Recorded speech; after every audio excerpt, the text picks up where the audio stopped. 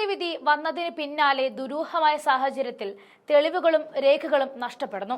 ചിലതൊക്കെ വികൃതമാക്കിയത്, ചിലതിന്റെ പൊടി പോലും അവശേഷിക്കുന്നില്ല. സമ്പൽ ഷാഹി ജുമാ മസ്ജിദ് ഉൾപ്പെടുന്ന പ്രദേശത്തെ ഭൂരേഖകൾ കാണാതായതായിട്ടാണ് പരാതി കിട്ടിയിരിക്കുന്നത്. സംഭവത്തിൽ എഫ്ഐആർ രജിസ്റ്റർ ചെയ്ത് അന്വേഷണം ആരംഭിച്ചു. മൊറാദാബാദിൽ സൂക്ഷിച്ചിരുന്ന രേഖകളാണ് കാണാതായത് എന്ന് ജില്ലാ ഭരണകൂടം അറിയിച്ചു. മസ്ജിദിൽ സർവേ നടത്തുവാനുള്ള വിചാരണ കോടതിയുടെ ഉത്തരവ് അലഹബാദ് ഹൈക്കോടതി കഴിഞ്ഞ ദിവസമാണ് ശരിവെച്ചത്. ഇതിനെ തുടർന്ന് സർവേ നടത്തുവാനുള്ള പതിവ് പരിശോധനയ്ക്കിടയിലാണ് രേഖകൾ കാണാനില്ലാത്ത വിവരം അറിഞ്ഞത്. 2012 സംഭൽ ജില്ല രൂപീകരിച്ചത് മുതൽ സൂക്ഷിച്ചിരുന്ന രേഖകൾ ജില്ലാ ഭരണകൂടം ആവശ്യപ്പെട്ടപ്പോഴായിരുന്നു വിഷയം പുറത്തേക്ക് വന്നത്. സംഭൽ നഗരത്തിൽ സ്ഥിതി ചെയ്തിരുന്ന സംഭൽ ഖാസ്, സുൽത്താൻപൂർ, ബുജുഗർഗ്, തഷ്പൂർ, സരായി തരീൻ, മണ്ഡലെ, ദലാവലി തുടങ്ങിയ പ്രദേശങ്ങളിലുമായി ബന്ധപ്പെട്ട നിർണായക രേഖകളാണ് വികൃതമാക്കിയ രീതിയിലും വ്യാജമായി നിർമ്മിച്ച രീതിയിലും പൂർണ്ണമായിട്ടും നശിപ്പിക്കപ്പെട്ട രീതിയിലും കിട്ടിയതായിട്ട് അധികൃതർ വ്യക്തമാക്കിയത്. ഇത് ഭാരതീയ ന്യായ സംഹിതയുടെ സെക്ഷൻ 324, 336, 303 എന്നീ വകുപ്പുകൾ പ്രകാരം മൊറാദാബാദ് പോലീസ് എഫ്ഐആർ രജിസ്റ്റർ ചെയ്തിരിക്കുന്നു. അന്വേഷണത്തിനായി രാഹുൽ കുമാർ ധരിവാൾ, സ്പർശേഷ് ഗുപ്ത, ചമ്പൽ സിംഗ്, സന്ദീപ് കുമാർ, മുകേഷ് കുമാർ എന്നിവരുടെ നേതൃത്വത്തിലുള്ള ഒരു സംഘത്തെയും ജില്ലാ ഭരണകൂടം നിയോഗിച്ചിട്ടുണ്ട്. കഴിഞ്ഞ തിങ്കളാഴ്ചയായിരുന്നു മസ്ജിദിൽ സർവേ നടപടികൾ തുടരാം എന്ന സംഭൽ വിചാരണ കോടതിയുടെ വിധി ഹൈക്കോടതി ശരിവെച്ചത്. വിചാരണ കോടതി ഉത്തരവിൽ അപാകമില്ല എന്ന് ജസ്റ്റിസ് രോഹിത് രഞ്ജൻ അഗർവാളിന്റെ ബെഞ്ച് വിധിക്കുകയായിരുന്നു. ജില്ലയിലെ ജുമാ മസ്ജിദും ഹരിഹർ മന്ദിറും തമ്മിൽ നിലനിൽക്കുന്ന തർക്കത്തിൽ വിചാരണ കോടതി ഉത്തരവിൽ ഒരു പ്രശ്നവുമില്ല എന്നും കോടതി കണ്ടെത്തിയതിനെ തുടർന്ന് വിചാരണ കോടതി നടപടികൾ നിർത്തിവെക്കണമെന്നും ആവശ്യപ്പെട്ട മുസ്ലിം വിഭാഗം സമർപ്പിച്ച ഹർജി തള്ളപ്പെടുകയായിരുന്നു. സിവിൽ ജഡ്ജി ചൌധരി സർവേ കമ്മീഷണറെ നിയമിച്ചതുമായി ബന്ധപ്പെട്ട ഉന്നയിച്ച എല്ലാ എതിർപ്പുകളും ഹൈക്കോടതി തള്ളിക്കളഞ്ഞതായിട്ടും വിധിന്യായത്തോടെ പ്രതികരിച്ചുകൊണ്ട് അഭിഭാഷകൻ വിഷ്ണു ശങ്കർ ജെയിൻ പറഞ്ഞിരുന്നു. ഇത് അലഹബാദ് ഹൈക്കോടതിയുടെ വളരെ പ്രധാനപ്പെട്ട തീരുമാനമാണ്.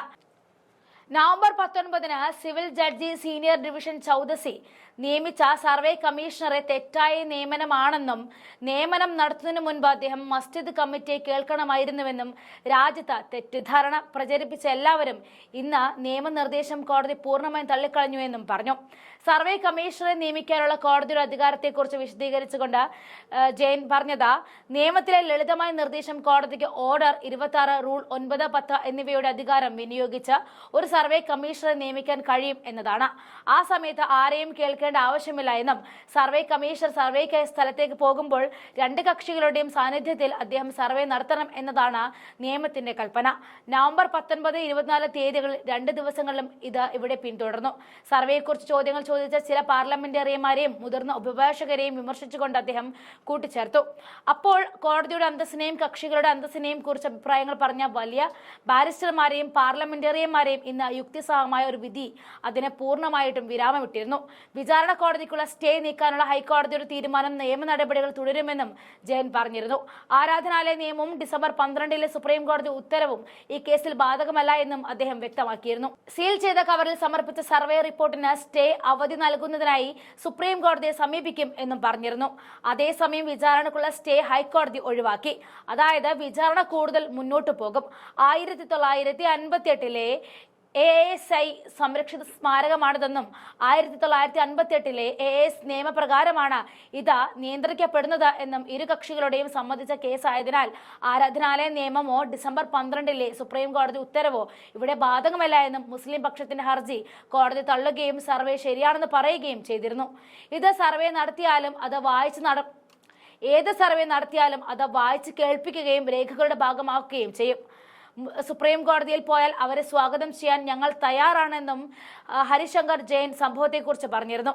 സംബാൽ ജില്ലാ കോടതിയിൽ നിലനിൽക്കുന്ന ഒരു യഥാർത്ഥ കേസിൽ വിചാരണ കോടതി നടപടികൾ സ്റ്റേ ചെയ്യണമെന്നാവശ്യപ്പെട്ട് പള്ളി മാനേജ്മെന്റ് കമ്മിറ്റി സിവിൽ റിവിഷൻ ഹർജി ഫയൽ ചെയ്തിരുന്നു.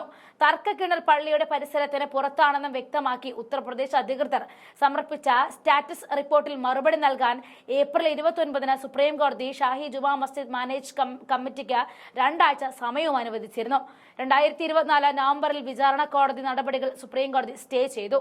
സർവേ ഉത്തരവിനായ മസ്ജിദ് കമ്മിറ്റിയുടെ ഹർജി അലഹബാദ് ഹൈക്കോടതിയിൽ ലിസ്റ്റ് ചെയ്യുന്നതുവരെ കേസ് കേൾക്കരുത് എന്നും നിർദ്ദേശിച്ചു. നവംബർ 19 പള്ളി സർവേ നടത്താൻ പ്രാദേശിക പ്രാദേശിക കോടതി ഉത്തരവിട്ടതിനെ തുടർന്ന് സംഭാലിൽ സംഘർഷം പൊട്ടിപ്പുറപ്പെടുകയായിരുന്നു.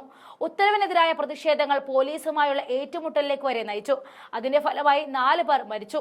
പള്ളി സ്ഥിതി ചെയ്തിരുന്ന സ്ഥലം യഥാർത്ഥത്തിൽ വിഷ്ണുവിന്റെ അവസാന അവതാരമായ കൽക്കിക്ക് സമർപ്പിച്ചിരുന്ന ഹരിഹർ ക്ഷേത്രമായിരുന്നുവെന്നും 1526 പള്ളി പണിയുന്നതിന് വേണ്ടി അത് പൊളിച്ചു മാറ്റിയതാണെന്നും അവകാശപ്പെട്ട് പ്രാദേശിക കോടതിയിൽ സമർപ്പിച്ച ഹർജിയെ തുടർന്നാണ് സർവേ ഉണ്ടായത്.